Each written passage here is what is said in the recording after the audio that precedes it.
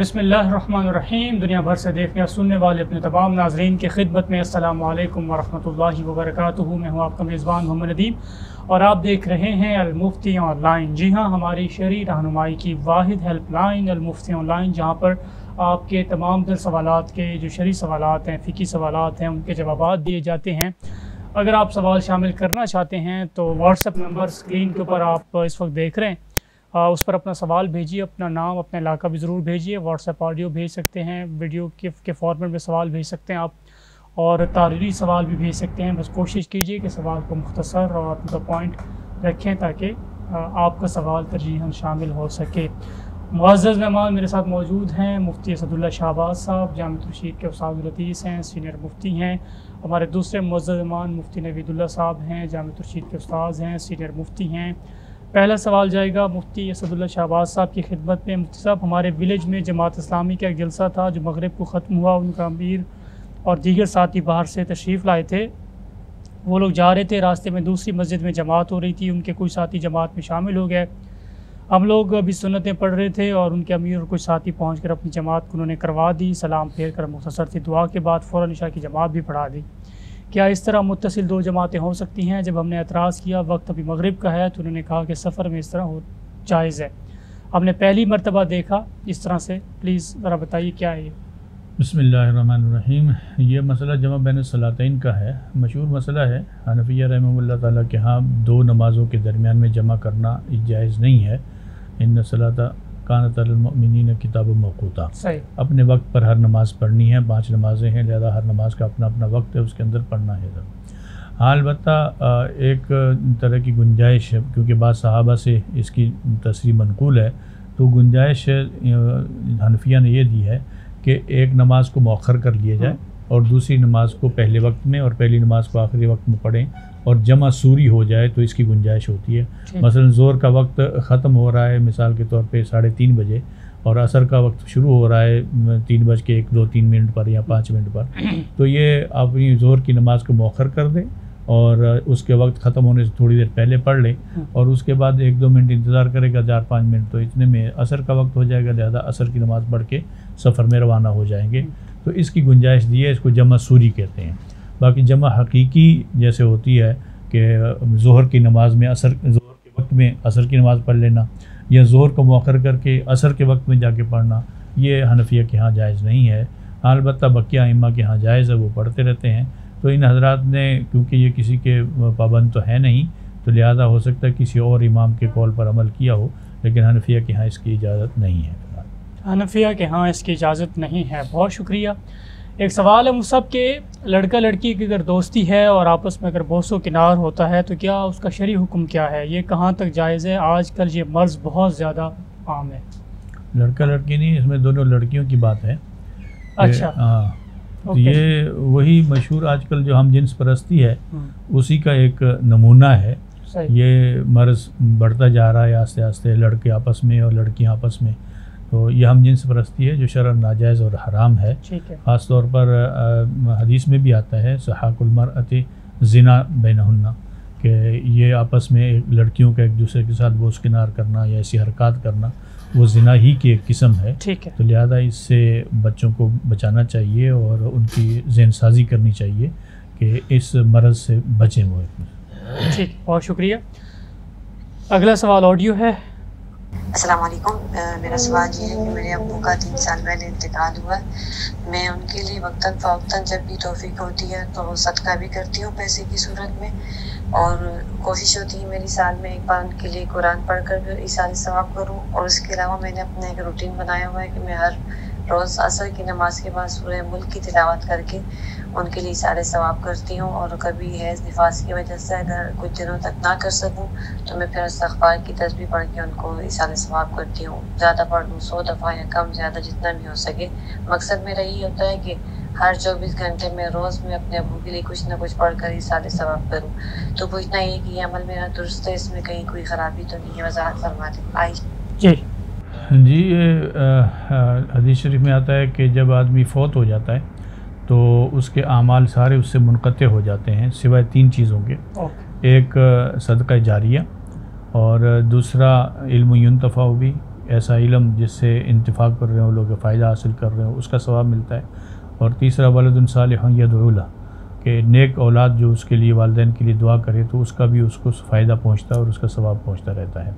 تو یہ جو اپنے والد کو مختلف طریقوں سے ثواب پہنچانے کی کوشش کرتی ہیں، سعی کرتی ہیں، بہت نیک شگونی ہے، اس کے والدین کو بھی اس سے فائدہ ہوگا اور خود ان کے لیے بھی یہ گویا کہ ایک قسم کی حدیث کے اعتبار سے خوشخبری ہے کہ ولد صالح، نیک بچہ، نیک اولاد، تو یہ بھی گویا کہ جو ایصال ثواب کر رہا ہے یہ خود نیک ہے، تو ان کی نیکی کے اوپر بھی گویا کہ حدیث کی طرف سے مہر ثبت ہے، تو ان کی یہ کام کرتے رہنا چاہیے اور کوشش کریں کہ کسی طرح زیادہ سے زیادہ ثواب اپنے والدین کو پہنچائیں۔ بہت اچھی بات ہے۔ ٹھیک، بہت شکریہ جی۔ اگلا سوال مفتی نوید صاحب سے ہے کہ وضو کے فوراً بعد اگر ہلکی سی ناک سے کوئی رطوبت نکلتی ہے تو کیا وضو ٹوٹے گا جی؟ بسم اللہ الرحمن الرحیم۔ جی نہیں، اس سے وضو نہیں ٹوٹتا ہے، اس لیے کہ یہ نہ تو کسی زخم سے کی وجہ سے ہوتا ہے اور نہ کسی دانے وارے کی پیپ وغیرہ ہے، تو یہ عام ایک فطری چیز ہے جس طرح جو ناک سے جو ہے وہ نکل جاتی ہے، تو ایسی صورت میں وضو نہیں ٹوٹتا ہے اور نہ دوبارہ وضو کرنے کی ضرورت ہے۔ شکریہ۔ اگلا سوال ہے، نماز میں غلطی سے اگر آیت کو چھوٹ جائے یا ترتیب بدل جاتی ہے تو کیا نماز دوبارہ پڑھنا ہو؟ ایک مسئلہ تو آیات کے رہ جانے کا کہ اگر کسی نے آیات پڑھ لی ہے، مثلا ہر آیت پر وہ وقف کرتا ہے، 2 آیتیں پڑھ لی جی، پھر اگلی آیت رہ گئی، تیسری اور پھر چوتھی پڑھ لی ہے، تو وقف کرتا ہوا جا رہے تو کوئی مسئلہ نہیں ہے۔ اسی طرح اگر وقف نہیں کیا، ملا کے پڑھ رہے لیکن ایک آیت رہ گئی ہے اور درمیان میں جو آیت رہ گئی ہے تو اس سے پہلی اور اس کے بعد والی آیت میں معنی کے اعتبار سے کوئی زیادہ فرق بھی نہیں ہے، ایک ہی مضمون اپنی ترتیب سے چل رہا ہے، تو اس میں بھی کوئی حرج نہیں ہے، نماز میں اس سے کوئی اثر نہیں پڑتا ہے، اور البتہ جو ہے قصداً اس سے بچنا چاہیے، قصداً اس طرح نہیں کرنا چاہیے۔ دوسری بات یہ ہے کہ سورتوں کی ترتیب کی تبدیلی فرض نماز میں اس کی رعایت رکھنا ضروری ہے کہ آدمی جو ہے وہ ترتیب سے سورت پڑھ لے، مثلا پہلی رکعت میں اگر سورہ فیل الم تر کیف پڑھ لی ہے تو دوسری رکعت میں جو اس کے بعد آنے والی صورت ہے وہ پڑھ لے، ایسا نہ ہو کہ اس سے پچھلی صورت ہے سورہ ضحیٰ وغیرہ وہ پڑھ لے، تو فرض نماز میں اس کی رعایت رکھنا ضروری ہے۔ اگر کوئی قصداً اس کی خلاف ورزی کر لیتا ہے تو نماز میں کراہت آ جاتی ہے، البتہ نفل وغیرہ میں جو ہے وہ اس ترتیب کی رعایت رکھنا وہ ضروری نہیں ہے۔ ٹھیک ہے۔ کیا اذان کے دوران بات چیت کرنا یا کسی کام میں لگے رہنا مکروہ ہے؟ اذان کے دوران جو ہے وہ اذان کی طرف متوجہ ہو کر سننا یہ مستحب کام ہے، اذان کو سننا مستحب کام ہے۔ ہر ایسے کام سے اپنے آپ کو اس وقت میں یعنی جو مختصر سا وقت ہوتا ہے اس سے بچانا چاہیے جس سے اذان سننے میں خلل واقع ہو رہا ہو۔ حدیث میں تو یہ آتا ہے کہ آدمی جو ہے وہ اذان کے الفاظ کا جواب دے دے اور اس کے بعد جو دعا ہے وہ پڑھ لے تو اس کے لیے جنت کی بشارت ہے، تو کوشش یہ کرنی چاہیے۔ البتہ اگر کوئی ایسے کام میں مصروف ہو جو لازمی ہے اور وہ اذان بھی سن رہا ہے جواب بھی دے رہا ہے، یا کوئی پڑھنے پڑھانے میں مصروف ہے اور وہ یا کھانا کھانے میں ایسی مصروفیت ہے تو جس میں کبھی جواب کی جانب ذہن نہیں جاتا ہے تو یہ ممنوع نہیں ہے، ایسے کام کر سکتا ہے۔ عام گفتگو وغیرہ میں احتیاط کرنی چاہیے کہ وہ سے اذان کے جواب میں خلل آتا ہے۔ ٹھیک۔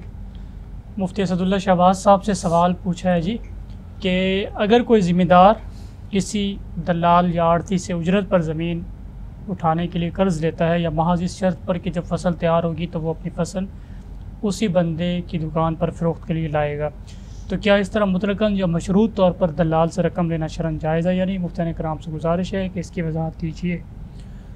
یہ معاملہ اصل میں یہ ہوتا ہے کہ ذمہ دار کو کچھ پیسوں کی ضرورت ہوتی ہے، اس کے پاس ہوتے نہیں ہے فصل بونے کے لیے، تو یہ کسی آڑتی کے پاس چلا جاتا ہے، اس کو بولتا مجھے آپ قرض دے دو اور میں پیسے استعمال کروں گا، جب فصل آئے گی تو میں آپ ہی کو بیچوں گا، پھر وہ کیونکہ دلال ہوتا ہے وہ اپنی کمیشن رکھ کے آگے بیچتا ہے، تو یہ معاملہ کیا جاتا ہے ان کے ساتھ۔ تو یہ وہ ہے کہ ایک قرض دے کر اور اس سے فائدہ اٹھانا ہے، تو قرض دے کر فائدہ اٹھانا یہ سود کے حکم کے اندر آتا ہے، کل قرض جرى نفعا فهو حرام فهو ربا، تو اس کو سود ہی کہا جاتا ہے، لہذا یہ معاملہ جائز نہیں ہے۔ ہاں البتہ اس کا متبادل ہے کہ اس کی جگہ پہ بیع سلم کر لے، اور بیع سلم کے اپنے اصول، شرائط اور مختلف قواعد ضوابط ہیں، تو کسی عالم سے پوچھ کر کہ ہم کس طرح بیع سلم کریں تو بیع سلم کے اوپر عمل کیا جا سکتا ہے۔ یہ والا معاملہ جو ہے نا یہ جائز نہیں ہے، یہ اگر اس طرح کریں گے تو یہ سود کے حکم میں ہوگا اور ناجائز ہے۔ ٹھیک، مفتی نوید صاحب، اگر کسی نے فرض نماز اکیلے پڑھی اور پھر بعد میں جماعت ہو جائے تو دوبارہ شامل ہو سکتا ہے؟ فرض نماز جب کوئی شخص اکیلے پڑھ لیتا ہے تو اس فرض کی ادائیگی ہو جاتی ہے۔ اب جماعت کھڑی ہو گئی ہے تو اس میں شمولیت کی بات ہے، تو ظہر کی نماز اگر ہے یا عشاء کی نماز ہے تو اس جماعت کے ساتھ وہ شریک ہو سکتا ہے۔ یہ جو 4 رکعتیں وہ پڑھے گا مثلاً، یہ اس کے لیے نفل شمار ہوں گے، اور چونکہ ظہر کے بعد نفل پڑھی جا سکتی ہے، عشاء کے بعد نوافل ہے، تو شرکت جو ہے وہ جائز ہے، اس کی گنجائش ہے۔ فجر میں اور عصر میں نہیں شریک ہو سکتا، اس لیے کہ فجر اور عصر کے بعد یعنی فرض نماز کے بعد چونکہ نفل کی گنجائش نہیں ہوتی ہے تو یہ شریک نہیں ہو سکتا۔ مغرب میں بھی نہیں شریک ہو سکتا، اس لیے کہ وہ 3 رکعتیں پڑھیں گے اور 3 رکعتوں کی نفل نماز نہیں ہوتی، تو صرف ظہر اور عشاء میں دوبارہ جماعت میں وہ شرکت کر سکتا ہے۔ ٹھیک، تراویح میں قرآن سننے کے دوران نیند آ جائے تو کیا ثواب میں کمی واقع ہوتی ہے؟ کہ ثواب زیادہ ہونا یا کم ہونا یہ اس کا کوئی فیصلہ جو ہے نا یا اس کے لیے کوئی معیار ہو یہ تو نہیں طے کیا جا سکتا۔ البتہ اتنی بات ہے کہ علامات سے اندازہ ہوتا ہے کہ کوئی شخص جو ہے، جیسے حدیث میں آتا ہے کہ اگر کسی کو نیند آ رہی ہو یا اس صورت میں تو پہلے اپنی نیند اور وہ مکمل کر کے پھر نماز یعنی توجہ سے پڑھ لے۔ تو ایسی صورت میں جب آدمی کو نیند کا خدشہ وغیرہ تو اس میں علامات ایسے اختیار کر لے، پہلے سے وضو کر لے یا کوئی ایسے کر کے تاکہ نیند سے بچ جائے۔ تو بسا اوقات ایسے ہوتا ہے کہ غیر اختیاری طور پر جو ہے وہ انسان کو تھکاوٹ کی وجہ سے یا کبھی جو ہے وہ جو کا لگ جاتا ہے، تو ایسی صورت میں امید ہے انشاءاللہ کہ وہ تراویح کے ثواب میں کمی نہیں ہوگی کہ اتنی سخت حالت میں کہ نیند بھی آ رہی ہو، سستی بھی ہے، تھکاوٹ بھی ہے، پھر بھی وہ عبادات میں مصروف ہے، تو امید ہے کہ انشاءاللہ وہ ثواب میں کمی نہیں آئے گی۔ ٹھیک، خواتین کے لیے قرآن پڑھتے وقت وضو ضروری ہے یا صرف طہارت کافی ہوتی ہے؟ دیکھیے، ایک تو عام حالت ہے یعنی ماہواری کے دن نہیں ہے، عام حالت میں قرآن مجید کی تلاوت، زبانی تلاوت اگر وہ کر رہی ہے تو اس کے لیے تو وضو ضروری نہیں ہے۔ جی، اسی طرح اگر ایک قرآن کریم کھلا ہوا ہے اس کو وہ ہاتھ نہیں لگا رہی ہے، ویسے دیکھ کے پڑھ رہی ہے، تو ایسی صورت میں جو ہے وہ بھی وضو لازمی نہیں ہے۔ وضو تب ضروری ہوتی ہے جب قرآن کریم کو ہاتھ لگانے، اٹھانے یا اس کا صفحہ پلٹنے، آیات کو ہاتھ لگانے کا امکان ہو تو وضو ضروری ہوتا ہے۔ ٹھیک ہے، ہاں، اگر ماہواری کے ایام ہے تو ایسی صورت میں تلاوت کی نیت سے قرآن کریم کو پڑھنا یہ ویسے ممنوع ہوتا ہے، چاہے زبانی پڑھے یا دیکھ کے پڑھے، اس کی گنجائش نہیں ہوتی۔ کوئی بطور دعا پڑھتا ہو، جس صبح شام کی بعض آیات دعا کے طور پر لوگ پڑھتے وہ پڑھ سکتی ہے، ہاں وہ دعا کے طور پر، یا اگر کسی جگہ درس و تدریس سے منسلک ہے تو وہ آیات کے الفاظ جو ہے توڑ کر یعنی ایک ایک لفظ کر کے اس طرح وہ پڑھ سکتی ہے۔ بہت شکریہ۔ مفتی اسداللہ شہباز صاحب سے ایک آڈیو سوال پوچھا گیا جی، وہ ان سے پوچھیں گے۔ السلام علیکم۔ اسلام یہ ایک شخص تھا نیاز محمد، وہ فوت ہوا۔ جب وہ فوت ہوا تو اس کے خاندان میں ایک بیوہ ہے اور ایک بیٹی ہے اور ایک بیٹا۔ اب اس کے بعد اس کی بیٹی فوت ہو گئی، ابھی جائز وراثت تقسیم نہیں ہوئی تھی تو اس کی بیٹی فوت ہو گئی۔ اب اس کی بیٹی کے 2 بچے ہیں، ایک بیٹا ہے ایک بیٹی۔ پھر اس کی بیوہ فوت ہو گئی۔ اب جو بچے ہیں ان کے پیچھے اس کا ایک بیٹا بچ گیا ہے اور اس کی بیٹی کے 2 بچے ہیں، ایک بیٹا ایک بیٹی۔ اب اس کی جو وراثت تھی وہ ان 3 مرلے کی جگہ ہے، اب اس کو کیسے تقسیم کریں گے یہ ذرا بتا دیجیے۔ جی، یہ مسئلہ جو ہے مناسخے کا مسئلہ کہلاتا ہے اور میراث کے اندر مشکل مسائل میں سے مسئلہ سمجھا جاتا ہے، تو ان کو مشورہ یہ دیا جاتا ہے کہ مسئلے کو لکھ کر باقاعدہ تفصیلی جواب کسی دارالفتہ سے لے لیں۔ البتہ اجمالی طور پر اتنی بات ہے کہ جو شخص فوت ہوا ہے تو اس کی بیوی تھی اور ایک بیٹا اور ایک بیٹی تھی، تو اس کی بیوی کو سمن یعنی 8واں حصہ اس کی بیوی کا بنتا ہے اس کی میراث میں سے، اور باقی جتنا مال ہوگا وہ سارا اس کی بیٹی اور بیٹی کے اندر لذکر مثل حظ الانثیین، یعنی بیٹے کو دگنا اور بیٹی کو ایک احرا وہ دیا جائے گا۔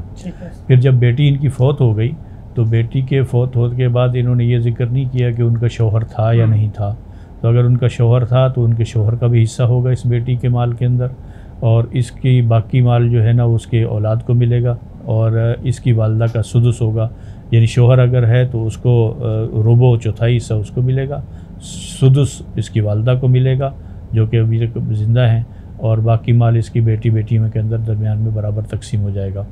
اور پھر اس کے بعد جب جو بیوہ تھی، جو اصل نیاز محمد کی بیوی تھی، وہ جب فوت ہوئی ہے تو اس کے پاس دونوں چیزیں آئی ہوں گی، ایک نیاز محمد سے ڈائریکٹ میراث آئی ہے، دوسرا اپنی بیٹی سے میراث آئی ہے، دونوں کو ملا کر وہ پھر اس تقسیم ہوگی اس کے بیٹے کو، اس کو بھی بیٹا موجود ہے تو بیٹے کو ملے گی، نواسے اور نواسی کو نہیں ملے گی، وہ محروم رہیں گے، تو سارا مال اس کا بیٹا لے جائے گا۔ تو یہ اجمالی حکم ہے، تو اس کو تفصیل کس کے کتنے حصے کرنے ہوں گے کل، یہ کسی کو باقاعدہ لکھ کر بھیج دیں اور پھر دارالفتہ سے وہ لکھوا کر لے لیں، وہ آسان رہے گا۔ ٹھیک، بہت شکریہ ناظرین محترم، جو سوالات آپ نے بھیجے تھے الحمدللہ پروگرام کا حصہ بنایا ہے، مفتیان کرام نے جوابات دیے ہیں، امید ہے آپ تک جواب پہنچ چکے ہوں گے۔ اب واٹس ایپ نمبر آپ دیکھ رہے ہیں، اپنا سوال اگر آپ بھیجنا چاہتے ہیں تو بھیج دیجئے، اپنا نام اور اپنا علاقہ بھی ضرور اس میں مینشن کریں، انشاءاللہ دوبارہ آپ کی خدمت میں حاضر ہوں گے کچھ نئے سوالات کے ساتھ، نئے مہمانوں کے ساتھ۔ اجازت دیجیے، اللہ حافظ۔